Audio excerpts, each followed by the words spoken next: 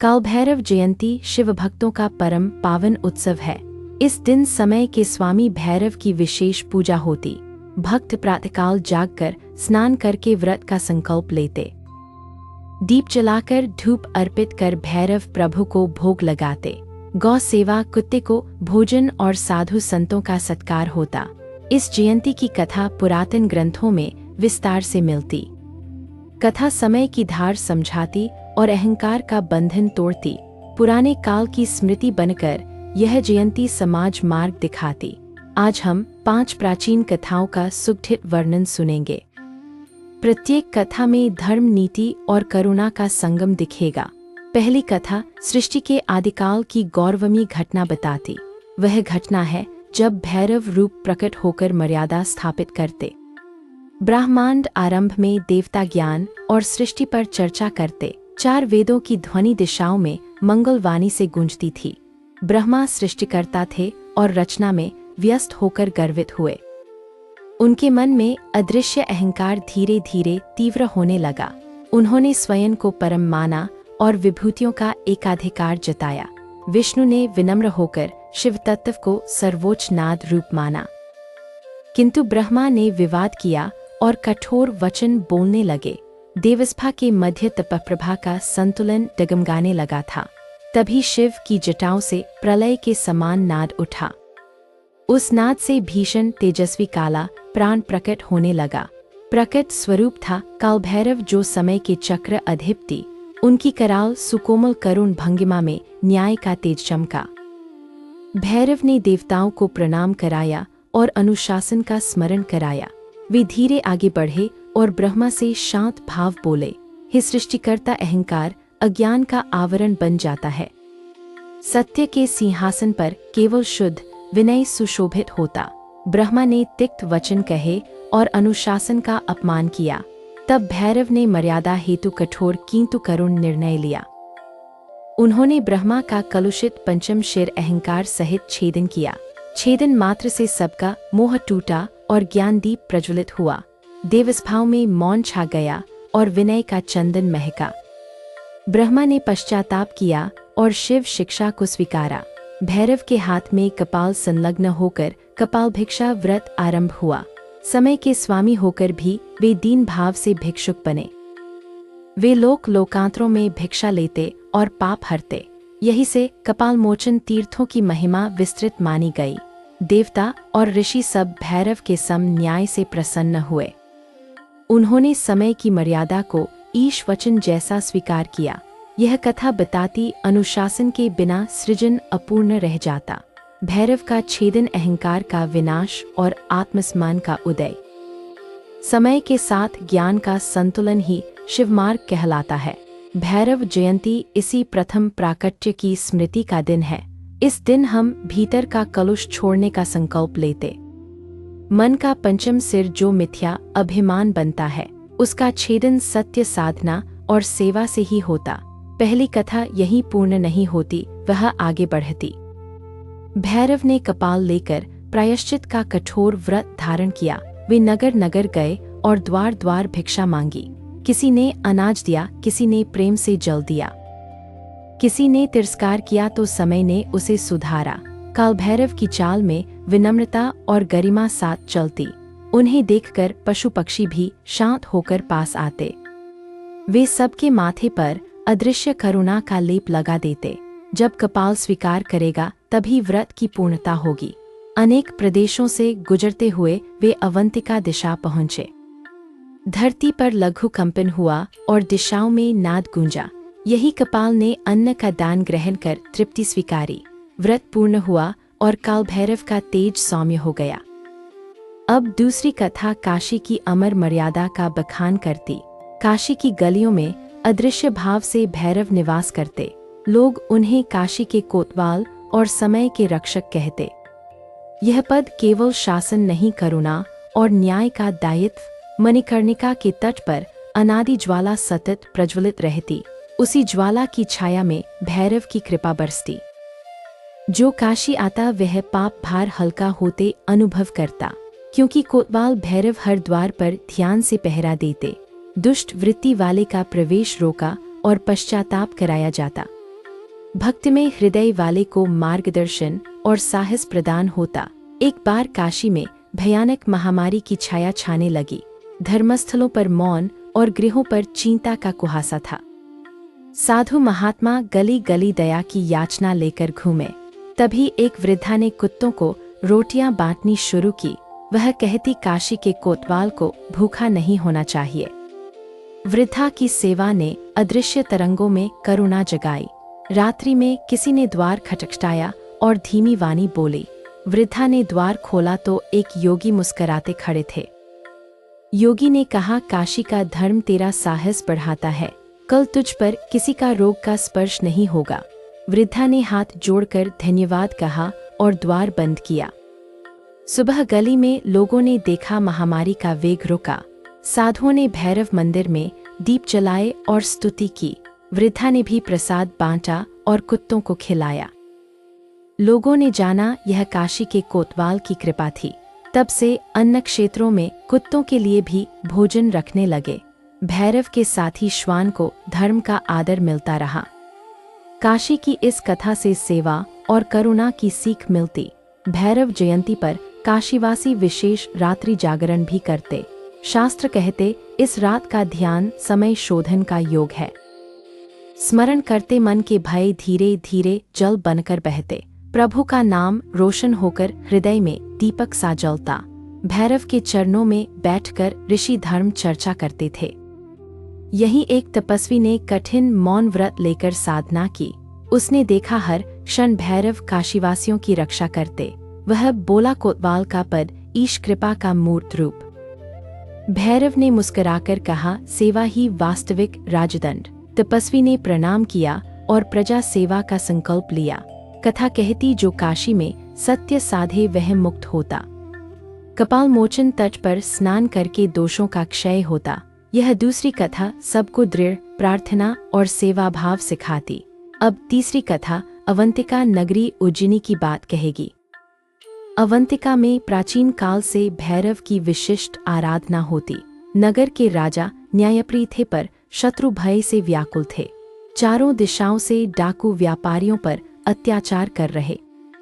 प्रजा रो रही थी और धन धान्य का प्रवाह रुक गया। राजा ने रात्रि में स्वप्न देखा, एक दिव्य काला योगी। योगी ने कहा, नगर प्रवेश द्वार पर मेरा स्थान बनाओ। मेरे द्वार पर रात दिन दीप जलते रहने चाहिए। कुत्तों को अन्न दो और यात्रियों को जल अवश्य दो। सुबह राजा ने राजसभा में स्वप्न का विवरण सुनाया। पुरोहित ने कहा, यह काल भैरव की कृपा का संकेत। तुरंत शिल्पियों ने मंदिर की नींव प्राचीन शास्त्र अनुसार डाली। स्थापना के दिन नगर में नव उल्लास का अनुभव हुआ। दीपक की लौ में शांति और साहस साथ साथ नाचे। रात्रि हुई तब डाकू दल नगर की सीमा पर पहुंचे। उन्होंने देखा, द्वार पर काला योगी हंसता हुआ बैठा। वह श्वानों के साथ था और आंखों में ज्वाला थी। डाकुओं के हाथ कांपे और हृदय में पश्चाताप जगा।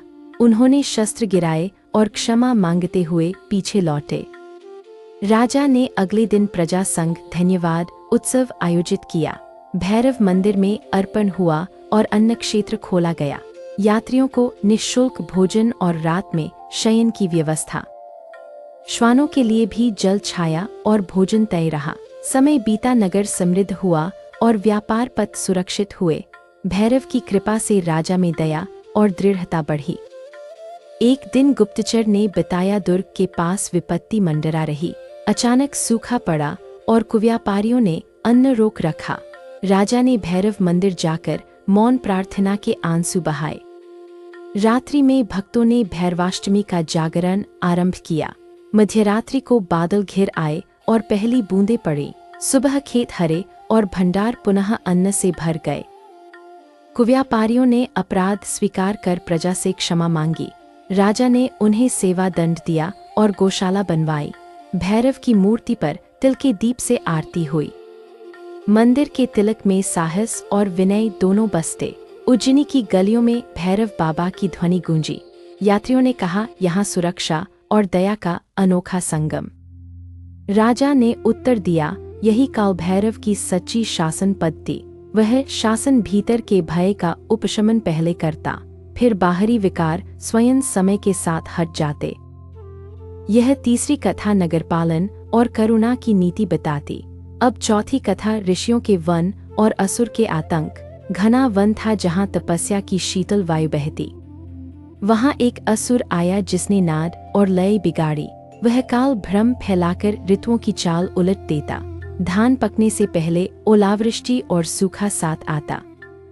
साधुजन त्रस्त हुए और आश्रमों में अन्न की कमी। ऋषियों ने महाशक्ति का ध्यान कर भैरव का आह्वान किया।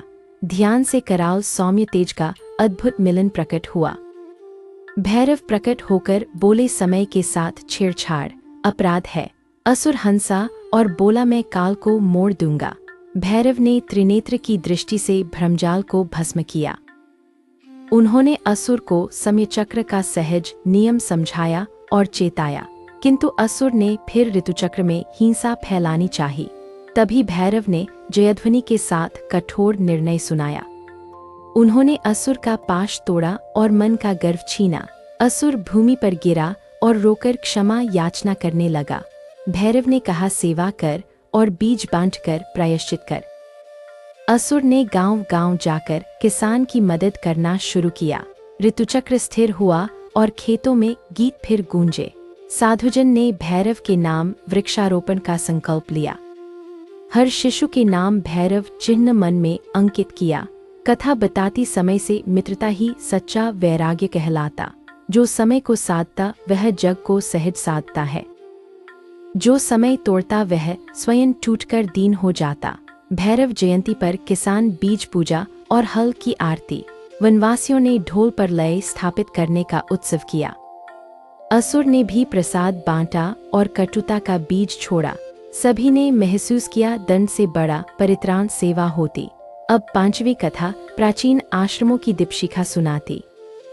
हिमालय की तलहटी में ऋषि समाज साधना में रत एक निर्धन बालक आश्रम की चौखट पर आकर ठहरा। उसके माता पिता दूर देश में विपत्ति के शिकार। बालक ने कहा, मुझे ज्ञान चाहिए, मुझे डर नहीं। आचार्य ने मुस्कराकर पूछा, तुम भय को कैसे देखोगे? बालक बोला, समय के सामने सिर झुकाकर ही देखूंगा। आचार्य ने उसे कालभैरव ध्यान का प्रथम बीज दिया। ध्यान था श्वास पर टिके और चरणों में समर्पण। रात्रि को बालक ने दीर्घ ध्यान कर मौन साधना की। अचानक आश्रम पर डकैत आए और अग्नि की धमकी दी। सभी घबराए पर बालक शांत खड़ा होकर मंत्र जपा। आकाश में मेघ घिरे और चंद्रमा पर बादल छाए। डाकुओं ने द्वार तोड़ा तो काला योगी अवतरित हुए। योगी ने डाकुओं से कहा, यह ज्ञान भूमि सुरक्षित रहेगी। डाकू कांप कर भागे और अग्नि की लपटें स्वयं बुझीं। आचार्य ने बालक से कहा, यह भैरव की प्रत्यक्ष कृपा। जो भय से न भागे उसे भैरव स्वयं संभालते हैं। बालक ने प्रण किया, हर जयंती पर दीर्घ उपवास रखूंगा। वह प्रतिवर्ष कुत्तों को अन्न देता और ध्यान करता। धीरे धीरे वह विद्वान हुआ और ग्राम ग्राम ज्ञान बांटा। उसने भैरवाष्टमी को जनसेवा और चिकित्सा शिविर बनाए। असहायों को औषधि दी और आश्रम में अनाज भरा। लोग समझे भैरव उपासना केवल तंत्र नहीं, सेवा भी। सेवा के बिना साधना का फल सूखा पत्ता जैसा। भैरव जयंती पर उसने समय अनुशासन का पाठ पढ़ाया। उठने का विधान, सोने का विधान और मौन का विधान। उसने कहा, समय ईश्वर का चलित रूप समझो। उसका अपमान करना स्वयं की शक्ति घटाना होता।